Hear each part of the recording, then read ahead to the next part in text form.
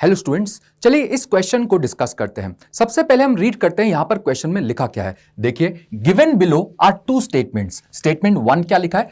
Primary aliphatic amines react with HNO2 to give unstable diazonium salts. और statement 2 क्या लिखा है? Primary aromatic amines react with HNO2 to form diazonium salts which are stable even above 300 kelvin. और यहां पर हमें इन options में से मोस्ट एप्रोप्रिएट आंसर को टिक करना है। तो सबसे पहले अगर हम इसके आंसर की बात करें तो यहां पर जो आंसर है वो है second. It means statement 1 is correct but statement 2 is incorrect. तो चलिए इसे अब हम समझने की कोशिश करते हैं। जब हम रिएक्शन कराते हैं 1 डिग्री एलिफेटिक अमीन का किसके साथ? HNO2 के साथ, तो यहां पर बनता है एल्काइल डाइएजोनियम आयन। और जब हम एल्काइल डाइएजोनियम आयन की बात करते हैं ये अनस्टेबल होते हैं because it contains an excellent leaving group. तो जैसे ये बनता है ये यहां से किस फॉर्म में बाहर हो जाएगा? N2 के फॉर्म में बाहर हो जाएगा। और इसीलिए एल्काइल डाइएजोनियम आयन जो होते हैं वो अनस्टेबल होते हैं। क्लियर? बट जब हम 1 डिग्री एरोमेटिक अमीन की बात करते हैं, फॉर एग्जांपल एनिलीन, और इसका रिएक्शन अगर हम कराते हैं HNO2 के साथ तो यहां पर अराइल डाइएजोनियम आयन बनता है। और जब हम अराइल डाइएजोनियम आयन की स्टेबिलिटी की बात करते हैं तो ये स्टेबल होते हैं एट लो टेम्परेचर। और वो टेम्परेचर कितना होना चाहिए? 0 to 5 डिग्री सेंटीग्रेड। इनका स्टेबिलिटी इस टेम्परेचर पर रहता है। और इनके स्टेबल होने का जो रीजन है वो ये, यहां पर कॉन्जुगेशन होने की वजह से this diazonium ion is resonance stabilized. इस बॉन्ड में डबल बॉन्ड कैरेक्टर आता है जिसकी वजह से ये बॉन्ड स्ट्रांग होता है और यहां पर उतना इजीली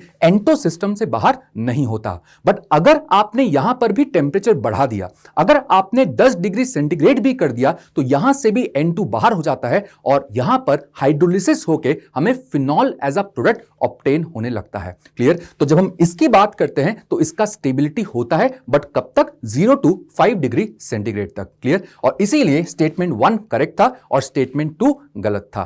क्लियर? चलिए इस क्वेश्चन को डिस्कस करते हैं। यहां पर देखिए क्या लिखा है? Given below are two statements. Statement 1 क्या लिखा है? The acidic strength of mono substituted nitrophenol is higher than phenol because of electron withdrawing nitro group. और स्टेटमेंट 2 क्या लिखा है? Orthonitrophenol, metanitrophenol and paranitrophenol will have same acidic strength as they have one nitro group attached to the phenolic ring। और इनमें से हमें most appropriate answer tick करना है। और अगर हम इस क्वेश्चन की बात करें, इसका जो करेक्ट आंसर है वो है second, which means statement 1 is correct and statement 2 is incorrect. तो चलिए इसे हम यहां पर समझते हैं। यहां पर देखिए हमने क्या लिखा है? Acidic strength of phenolic group increases due to the presence of electron withdrawing group. हम एसिडिक स्ट्रेंथ कंपेयर कैसे करते हैं? कॉन्जुगेट बेस बना के। एसिडिक स्ट्रेंथ जो होता है वो डायरेक्टली प्रोपोर्शनल होता है स्टेबिलिटी ऑफ कॉन्जुगेट बेस के। तो जब हम कॉन्जुगेट बेस की बात करते हैं, it is an anion and anions are stabilized by electron withdrawing groups. तो अगर इलेक्ट्रॉन विड्रॉइंग ग्रुप्स लगे होंगे तो कॉन्जुगेट बेस का स्टेबिलिटी ज्यादा होगा, और अगर कॉन्जुगेट बेस का स्टेबिलिटी ज्यादा होगा इसका मतलब एसिडिक स्ट्रेंथ भी ज्यादा होगा। तो जब हम यहां पर इन तीनों की बात करते हैं तो यहां पर इलेक्ट्रॉन विड्रॉइंग ग्रुप्स लगे हैं, तो यहां पर जो कॉन्जुगेट बेस बनेगा उनका स्टेबिलिटी ज्यादा होगा कंपेयर टू जो यहां पर फिनॉल का कॉन्जुगेट बेस बनेगा, क्योंकि यहां पर कोई इलेक्ट्रॉन विड्रॉइंग ग्रुप नहीं लगा है। और इसीलिए हम बोल सकते हैं इन तीनों का जो एसिडिक स्ट्रेंथ होता है वो फिनॉल के कंपैरिजन में ज्यादा होता है। क्लियर? बट जब हम इन तीनों की बात करते हैं तो यहां पर सबसे ज्यादा एसिडिक कौन सा होता है? पैरानाइट्रोफिनॉल, उसके बाद ऑर्थोनाइट्रोफिनॉल और उसके बाद मेटानाइट्रोफिनॉल। इनमें ये एसिडिक स्ट्रेंथ का ऑर्डर होता है। जब हम इस NO2 ग्रुप की यहां बात करते हैं तो यहां पर इसका -M इफेक्ट लग रहा है, यहां पर भी इसका -M इफेक्ट लगेगा। बट अगर ये ग्रुप मेटा पर प्रेजेंट है तो इसका कौन सा इफेक्ट लगेगा? -I इफेक्ट लगेगा। तो इसीलिए हम बोल सकते हैं कि इन दोनों का जो एसिडिक स्ट्रेंथ है वो मेटा के कंपैरिजन में ज्यादा होगा। और जब हम इन दोनों की बात करते हैं तो ऑर्थोनाइट्रोफिनॉल में एच बॉन्डिंग होने की वजह से इसका जो एसिडिक स्ट्रेंथ है वो पैरानाइट्रोफिनॉल के कंपैरिजन में कम आता है, और ये मेरा ओवरऑल एसिडिक स्ट्रेंथ का ऑर्डर होता है। और इसीलिए हम समझ सकते हैं कि स्टेटमेंट 1 तो मेरा करेक्ट था बट स्टेटमेंट 2 इनकरेक्ट था। क्लियर? चलिए इस क्वेश्चन को हम डिस्कस करते हैं। यहां पर देखिए क्या लिखा है? Given below are two statements. Statement 1, in Lucas test primary, secondary and tertiary alcohols are distinguished on the basis of their reactivity with concentrated HCl plus ZnCl2 known as Lucas reagent. और statement 2 में क्या लिखा है? Primary alcohols are most reactive and immediately produce turbidity at room temperature on reaction with Lucas reagent. और इनमें से हमें most appropriate answer यहां पर टिक करना है। तो जब हम इस क्वेश्चन की बात करते हैं तो यहां पे जो करेक्ट आंसर है वो है second. Statement 1 is correct but statement 2 is incorrect. तो चलिए इसे हम यहां पर समझते हैं। यहां पर देखिए हमने क्या लिखा है? 1 degree, 2 degree, 3 degree alcohol are distinguished by Lucas test on the basis of the time taken for turbidity to appear। हम 1 डिग्री, 2 डिग्री, 3 डिग्री अल्कोहल को किससे डिस्टिंग्विश कर सकते हैं? लुकास रीजेंट से डिस्टिंग्विश कर सकते हैं। और लुकास रीजेंट होता क्या है? Concentrated HCl plus anhydrous ZnCl2। जब हम 1 डिग्री अल्कोहल का रिएक्शन लुकास रीजेंट के साथ कराते हैं तो यहां पर टर्बिडिटी अपीयर होता है, बट वो टर्बिडिटी कितने टाइम में अपीयर होता है? टर्बिडिटी इन 30 मिनट्स। और यहां पर हमें इसे स्लाइटली हीट भी करना पड़ता है। अगर हम 2 डिग्री अल्कोहल की बात करें, 2 डिग्री अल्कोहल का रिएक्शन जब हम लुकास रीजेंट के साथ कराते हैं तो यहां पर टर्बिडिटी 5 मिनट्स में हमें मिलने लगता है। और जब हम 3 डिग्री अल्कोहल का रिएक्शन कराते हैं लुकास रीजेंट के साथ तो यहां पर हमें इमीडिएटली टर्बिडिटी मिलने लगता है। And this test is based on the time taken for this turbidity to appear.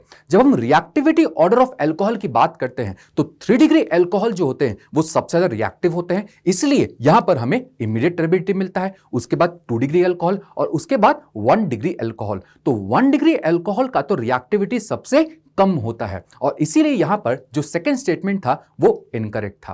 Clear?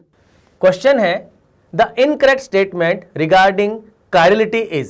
पहला स्टेटमेंट है the product obtain bye SN2 reaction of haloalkane having chirality at the reactive side show inversion of configuration. और ये हम सब अच्छी तरह से जानते हैं कि SN2 में जब कायरल कार्बन पर न्यूक्लियोफाइल अटैक करता है तो वो जस्ट ऑपोजिट 180 डिग्री से अटैक करता है। तो मिलने वाला जो प्रोडक्ट है वो उसके अंदर होता है इन्वर्जन ऑफ कॉन्फ़िगरेशन। सेकंड है enantiomers are super impossible mirror images of each other. तो इस स्टेटमेंट के अंदर हमें क्लियरली दिख रहा है कि ये इनकरेक्ट है। क्यों? क्योंकि इनैंशियोमर्स जो होते हैं वो अपनी मिरर इमेज पे नॉन सुपर इम्पोजिबल होते हैं।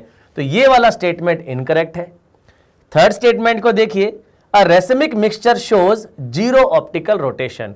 ये हम सब अच्छी तरह से जानते हैं कि रेसिमिक मिक्सचर के अंदर जो दो ऑप्टिकल आइसोमर्स होते हैं वो दोनों परफेक्टली एक दूसरे की मिरर इमेज होते हैं और 50-50% के अंदर वो प्रेजेंट होते हैं। और जैसा कि हम जानते हैं कि दोनों मिरर इमेज अगर 50-50% में प्रेजेंट है तो इसका मतलब ये हुआ कि दोनों का नेट रोटेशन क्या मिलेगा आपको? 0। तो ये स्टेटमेंट यहां पर करेक्ट है। फोर्थ है SN1 reaction yields 1:1 mixture of both एनांशियोमर।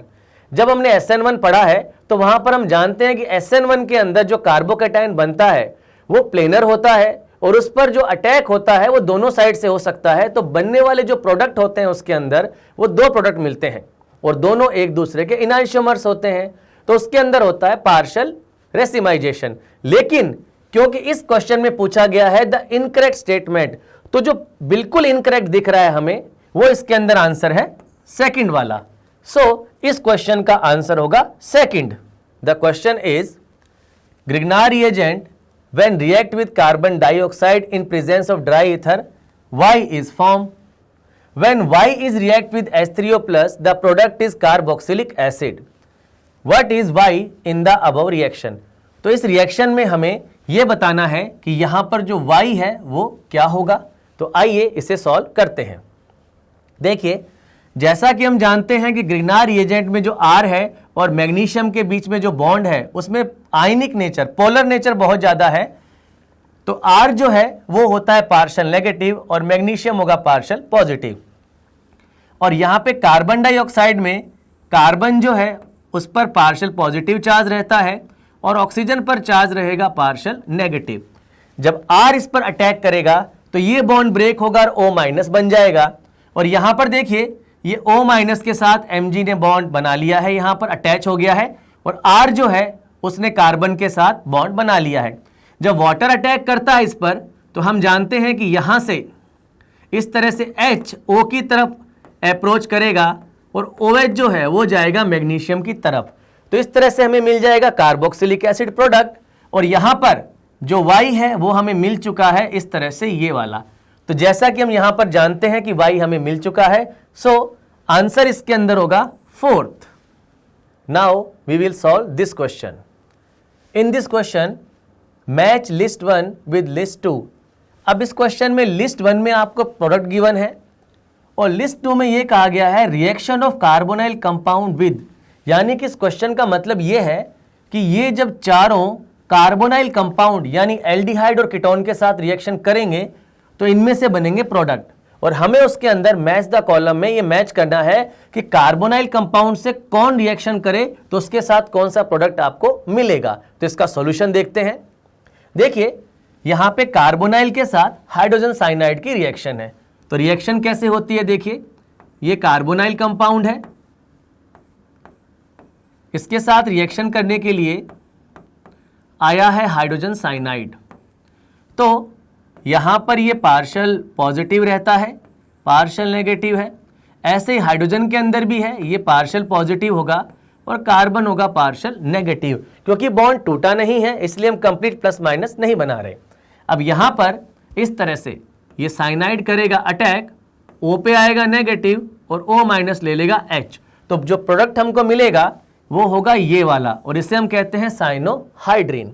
Second के अंदर यहां पर एल्डिहाइड के साथ अल्कोहल की 2 मोल की रिएक्शन करवाई जा रही है। रिएक्शन किस तरह से होती है देखिए, इसके अंदर जब रिएक्शन करवाई जाती है तो जो नेट रिएक्शन आपको मिलती है उसके अंदर हम ये देखते हैं कि रिजल्टेंट के अंदर 2 अल्कोहल रिएक्शन करते हैं और यहां से मैकेनिज्म के थ्रू वाटर यहां से बाहर चला जाता है।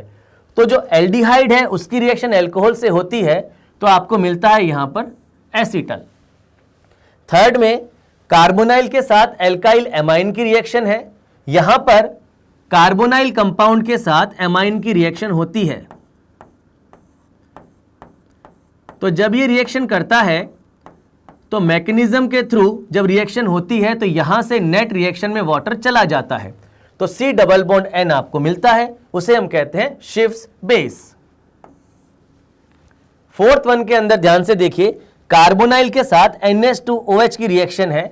ये रिएक्शन भी कुछ इसी तरह से है कि कार्बोनाइल की रिएक्शन हम करवा रहे हैं NH2OH के साथ, और इस रिएक्शन में जब मैकेनिज्म के बाद रिजल्टेंट प्रोडक्ट बनता है तो इस तरह से यहां भी वाटर चला जाता है, तो बनने वाला प्रोडक्ट होता है ऑक्साइम। तो इस तरह से हमने इसे सॉल्व किया, और इस क्वेश्चन में हमने अभी देखा कि साइनोहाइड्राइन तब बनता है जब HCN रिएक्शन करता है, एसिटल तब बनता है जब अल्कोहल रिएक्शन करता है, शिफ्स बेस तब बनता है जब RNH2 रिएक्शन करता है, ऑक्साइम तब बनता है जब NH2OH रिएक्शन करता है।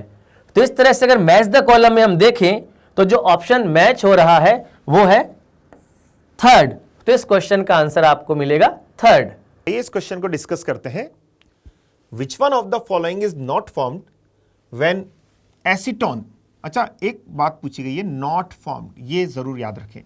When acetone reacts with, okay, acetone reacts with 2-pentanone in the presence of dilute NaOH followed by heating। तो सबसे पहले तो इसका आंसर मैं आपको बताता हूं, और इसका आंसर जो यहां पर है वो बच्चों फर्स्ट है। अब ये क्यों है? इस क्वेश्चन में बहुत शानदार बात यह है कि आपको सबसे पहले ये रिएजेंट्स देखकर ये डिसाइड हो जाना चाहिए कि ये किस रिएक्शन का क्वेश्चन है, क्योंकि जहां आपको ये पता लग गया कि ये एल्डोल कंडेंसेशन रिएक्शन का क्वेश्चन है, वहां काफी कुछ आपका क्वेश्चन आसान हो जाएगा, क्योंकि वही इंपॉर्टेंट बात है। आप जानते हैं कि कार्बोनाइल कंपाउंड की रिएक्शन जब आप डाइल्यूट बेस के साथ करते हैं, और ऐसे कार्बोनाइल कंपाउंड जिनमें अल्फा हाइड्रोजन होता है, तो वो रिएक्शन एल्डोल होती है, जिसमें पहले एल्डोल बनता है और हीटिंग करने पर एल्डोल कंडेंसेशन प्रोडक्ट बनता है, that is alpha beta unsaturated carbonyl compound form होता है। क्लियर बच्चों? एक बात और है, एल्डोल रिएक्शन में अगर 2 डिफरेंट कार्बोनाइल कंपाउंड यूज किए जाएं, उस रिएक्शन को हम नाम देते हैं क्रॉस एल्डोल रिएक्शन, ठीक है? और क्रॉस एल्डोल रिएक्शन में खास बात यह है कि अगर दोनों ही कार्बोनाइल कंपाउंड में अल्फा हाइड्रोजन हो तो क्या क्या केसेस हो सकते हैं उसमें, सेल्फ एल्डोल भी हो सकता है और क्रॉस एल्डोल से भी प्रोडक्ट बन सकते हैं। तो यहां पर अगर हम ध्यान से देखें, दो तरह के कार्बोनाइल कंपाउंड हैं और दोनों में ही अल्फा हाइड्रोजन है। क्लियर? तो सेल्फ एल्डोल भी अगर हम कराएं तो एक से ज्यादा बनेंगे और क्रॉस एल्डोल भी एक से ज्यादा बनेंगे। तो ऑप्शन के अकॉर्डिंग मैं यहां पर आपसे डिस्कस करने जा रहा हूं बच्चों। जैसे अगर सेल्फ एल्डोल की बात की जाए, ओके, एसीटोन आपने इस रिएक्शन में लिया है तो एसीटोन दूसरे एसीटोन के साथ रिएक्शन करेगा और हम जानते हैं कि एल्डोल कंडेंसेशन का डायरेक्ट अप्रोच क्या होता है कि एक का ऑक्सीजन हटाइए और दूसरे के दो अल्फा हाइड्रोजन हटाइए, दैट इज वाटर मॉलिक्यूल को रिमूव कीजिए। ठीक है, तो मैं यहां पर सबसे पहले क्या करने जा रहा हूं कि अगर मैं यहां से बच्चों एक का तो ऑक्सीजन हटा देता हूं और यहां से मैं दो अल्फा हाइड्रोजन हटा देता हूं। कितने अल्फा हाइड्रोजन? दो। तो O और यहां से मैं सीधे दो अल्फा हाइड्रोजन को हटा रहा हूं। देखिए क्या हो जाएगा, ये डबल बॉन्ड इस CH को कनेक्ट करेगा और प्रोडक्ट क्या बन जाएगा, CH3CCH3 double bond CHCOCH3। Clear है या नहीं है? जी हां, ये कंपाउंड बन जाएगा और ये कंपाउंड इसके ऑप्शन में है तो ये तो बनेगा। पूछा गया है कौन नहीं बनेगा। बच्चों अगर हम क्रॉस एल्डोल की बात करें तो क्रॉस एल्डोल में क्या क्या हो सकता है, ध्यान से देखिए। एसीटोन है एंड पेंटेन 2 ऑन है, तो यहां पर क्या हो सकता है, पेंटेन 2 ऑन के दो अल्फा हाइड्रोजन, यस, और इस ऑक्सीजन को बाहर कर दीजिए। देखिए कितना आसान हो जाएगा। आपने यहां से दो अल्फा हाइड्रोजन को और इसके ऑक्सीजन को हटाया और इस डबल बॉन्ड से इस मॉलिक्यूल को कनेक्ट कीजिए, अल्फा कार्बन को कनेक्ट कीजिए। ठीक है, तो ये प्रोडक्ट फॉर्म हो जाएगा और ये भी आपको ऑप्शन में दिया हुआ है तो ये भी बन रहा है। पूछा गया है कि कौन नहीं बनेगा, तो ये तो बन जाएगा। ऐसे ही आप एक और क्रॉस एल्डोल करा सकते हैं। आप एसीटोन और पेंटेन 2 ऑन लीजिए और बच्चों पेंटेन 2 ऑन का तो ऑक्सीजन हटाइए और एसीटोन के दो अल्फा हाइड्रोजन हटाइए। ठीक है, पेंटेन 2 ऑन का क्या हटाएंगे, ऑक्सीजन और इसके दो अल्फा हाइड्रोजन, और जैसे ही आप ऐसे करेंगे इस डबल बॉन्ड को इसके अल्फा कार्बन से कनेक्ट कर दीजिए। यस, तो आप देख सकते हैं ये भी प्रोडक्ट बन जाएगा और ये भी ऑप्शन में है। तो एक ऑप्शन जो आपका ये वाला है, यस, ये नहीं बनेगा। आप चाहे सेल्फ एल्डोल करा कर देखें चाहे क्रॉस एल्डोल करा कर देखें। आइए इस क्वेश्चन को डिस्कस करते हैं। The product formed from the following reaction sequence is. बच्चों यहां पर एक कंपाउंड दिया हुआ है बेंजीन कार्बोनाइट्राइल और उसकी रिएक्शन 3 अलग अलग रिएजेंट से कराई गई है। First lithium aluminium hydride and water, second NaNO2 plus HCl and third water. और आपसे पूछा गया है कि इसका प्रोडक्ट क्या बनेगा, तो इसका जो आंसर है वो थर्ड है। और आइए हम जानते हैं कि ये थर्ड कैसे हुआ। ओके बच्चों, हम जानते हैं lithium aluminium hydride is reducing agent और ये साइनाइड को अमाइन में कन्वर्ट कर देता है, दैट इज 1 डिग्री अमाइन में कन्वर्ट कर देता है। तो साइनाइड का रिडक्शन किस में हो जाएगा, 1 degree amine, that is CH2NH2 में हो जाएगा। अब जब आप 1 डिग्री अमाइन की रिएक्शन NaNO2 प्लस HCl से कराते हैं तो यहां पर आपको एल्काइल डाइएजोनियम आयन मिलता है and this alkyl diazonium ion is unstable. तो इसमें से क्या हो जाएगा, ये जो N2 है ये निकल जाएगा। जब यहां पर से N2 निकल जाएगा तो कार्बन पर पॉजिटिव आ जाएगा और ये कार्बोकेटायन बन जाएगा और इस कार्बोकेटायन का फर्दर हाइड्रोलाइसिस कराया गया है तो जो प्रोडक्ट मिलेगा आपका वो बेंजाइल अल्कोहल मिल जाएगा, दैट इज बेंजीन पर CH2OH। ओके